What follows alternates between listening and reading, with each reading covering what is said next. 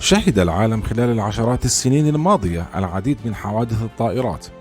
وبالرغم من أن نسبة هذه الحوادث صغيرة مقارنة بحوادث السيارات أو القطارات، غير أن هذه الحوادث تظل الأخطر وتسبب كارثة ومأساة سواء في الأرواح وخسائر مادية كبيرة، إذ على الأغلب لا ينجو منها أحد، ومن كتبت له النجاة فتكون القدرة الإلهية شاءت ذلك. نسأل الله لنا ولكم السلامة دائما. وفي عالم كرة القدم سجلت حوادث طائرات عديدة كانت تقل فرق ولاعبين أثناء سفرهم لخوض مباريات قارية، ونذكر منها على سبيل المثال أقدمها والتي حصلت في مايو بعام 1949 والمعروفة بكارثة سوبرغا الجوية،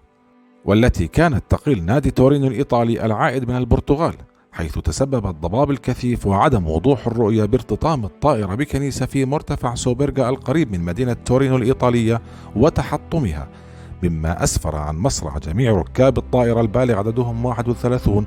وكان من بينهم 18 لاعبا من أعضاء فريق تورينو الإيطالي الذي كان مهيمنا على الكرة الإيطالية آنذاك في فترة الأربعينات، وكانت معظم تشكيلة المنتخب الإيطالي من هذا الفريق، وأبرزهم أسطورة الكرة الإيطالية السابق فالنتينو مازولا.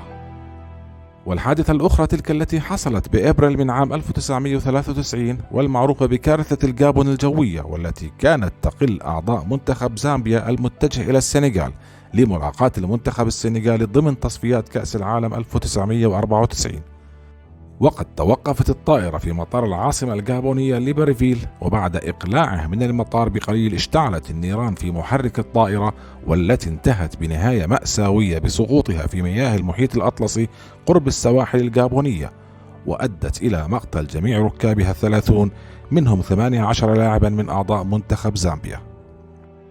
وآخر تلك الكوارث كانت منذ زمن قريب في نوفمبر بعام 2016 والمعروفة بكارثة ميدلين الجوية، والتي أدت إلى تحطم طائرة كانت تقل فريق شابكوانسي البرازيلي لكرة القدم المتجه إلى كولومبيا لمواجهة نادي أتلتيكو ناسيونال الكولومبي في ذهاب نهائي كوبا سود أمريكانا. وقد تحطمت الطائرة قرب مدينة ميدلين في كولومبيا بسبب عطل كهربائي في الطائرة وكذلك نفاذ الوقود، مما أسفر عن مقتل معظم ركابها البالغ عددهم 81 شخصا بينهم 23 لاعبا من الفريق البرازيلي، ونجا فيها 5 أشخاص بينهم 3 لاعبين. أما أشهرهم فكانت تلك الحادثة المعروفة بكارثة ميونخ الجوية، والتي حدثت لأعضاء فريق نادي مانشستر يونايتد الإنجليزي في فبراير من عام 1958، حيث كانت الطائرة عائدة من العاصمة اليوغوسلافية بلغراد بعد مواجهة نادي ريد ستار اليوغوسلافي في الإياب، وخطف الشياطين الحمر التعادل منهم ليتأهل إلى نصف نهائي أبطال أوروبا بنتيجة المباراتين، حيث تغلب في مباراة الذهاب على النادي اليوغوسلافي في معقل النادي الإنجليزي أولد ترافورد بهدفين لهدف واحد.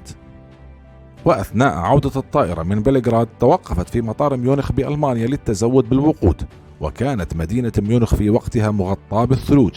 وقد حاول قائد الطائرة الإقلاع، لكن عملية الإقلاع فشلت مرتين بسبب الثلوج الذائبة في مدرج المطار، وفي المحاولة الثالثة انزلقت الطائرة واصطدمت بالسياج المحيط بالمطار قبل أن تصطدم بأحد المنازل ثم مبنى آخر، مما أدى إلى اشتعال النيران بها. وأسفر الحادث عن مقتل 23 شخصا من ركابها 44 من بينهم 8 لاعبين من النادي، ونجا 21 شخصا من بينهم 9 لاعبين معظمهم حالاتهم حرجة، وكان من بين الناجين بوبي تشارتون الذي كان عمره في ذلك الوقت 20 عاما. وقد شكلت هذه الحادثة والكارثة صدمة كبيرة في الوسط الرياضي، وكان من بين الناجين أيضا مدرب الفريق مات باسبي، حيث كان يطلق على فريق مانشستر يونايتد بصغار باسبي نسبة إلى المدرب. وكان الشياطين الحمر في وقتها فريق قوي ولامع، حيث أحرز لقب الدوري الإنجليزي في آخر موسمين قبل هذه الحادثة، موسم 56 وموسم 57، وكانت هذه هي المشاركة الأولى له في دوري أبطال أوروبا، ووصل إلى نصف النهائي، لكنه لم يتأهل للمباراة النهائية بسبب خسارته بنتيجة المباراتين أمام نادي AC ميلان الإيطالي، وقد لعب مانشستر بعناصر الصف الثاني في هذا الدور. روبرت تشارتون والمعروف ببوبي تشارتون من مواليد أكتوبر عام 1937، وكان من المواهب الكروية الواعدة في إنجلترا، حيث التحق بنادي مانشستر يونايتد في عام 1953 بعمر 16 وأحرز مع النادي لقبي الدوري الإنجليزي عامي 56 و57 على التوالي. وتم استدعائه لمنتخب إنجلترا في إبريل في عام 1958 بعد شهرين من نجاته من كارثة ميونخ الجوية. وشارك بوبي تشارلتون في 3 نهائيات لكؤوس العالم، وحقق مع المنتخب لقب كأس العالم في عام 1966، وكان له الفضل في تسجيل الهدفين في مباراة نصف النهائي ضد البرتغال التي فازت بهدفين لهدف واحد وتأهلت للنهائي لتحرز اللقب بعدها. وقد تم اختياره كأفضل لاعب في البطولة وأفضل لاعب في أوروبا في نفس العام. تألق تشارلتون مع مانشستر يونايتد وأحرز لقب الدوري أعوام 65 و67، وتم تعيينه كقائد للفريق في عام 1968، وتوج في نفس العام بلقب دوري أبطال أوروبا. وقد سجل تشارلتون هدفين في النهائي ضد بنفيكا البرتغالي، والتي فاز فيها النادي الإنجليزي ب4 أهداف مقابل هدف واحد، وكان أول فريق إنجليزي يحرز لقب دوري أبطال أوروبا. لعب تشارلتون مع المنتخب الإنجليزي في 106 مباريات، منها 3 وهو قائد الفريق، حيث سجل خلال مسيرته الدولية 49 هدفا، ويعتبر هو الهداف التاريخي للمنتخب. واستمر هذا الرقم مسجلا باسمه لمدة 45 عاما قبل أن يقوم اللاعب واين روني بتحطيمه بعام 2015 وتسجيل الهدف ال50 له. كما لعب تشارلتون 758 مباراة مع الشياطين الحمر، سجل خلالها 249 هدفا، ويعتبر هو الهداف التاريخي لمانشستر يونايتد، وبقي الرقم مسجلا باسمه قبل أن يقوم واين روني أيضا بتحطيم الرقم في عام 2017 ليصبح هو الهداف التاريخي للنادي.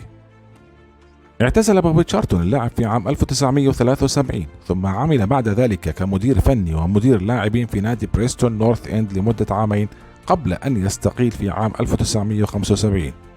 وفي يونيو من عام 1984 أصبح تشارلتون مديرا لنادي مانشستر يونايتد حتى عام 2012. وقد منح في عام 1994 لقب فارس في الإمبراطورية البريطانية ليصبح السير بوبي تشارلتون، وأصبح سفيرا للنادي وللكرة الإنجليزية وللعبة كرة القدم عموما في جميع أنحاء العالم. نجا بوبي تشارلتون من صدمة حادثة ميونخ وقت أن كان عمره 20 عاما ليتعافى من إصابته، ويلعب بعدها كل مباراة مع النادي ليصنع المجد والتاريخ وليحلق في عنان السماء مع النادي والمنتخب، ويتوج اسمه كأسطورة من أساطير الكرة الإنجليزية والعالمية.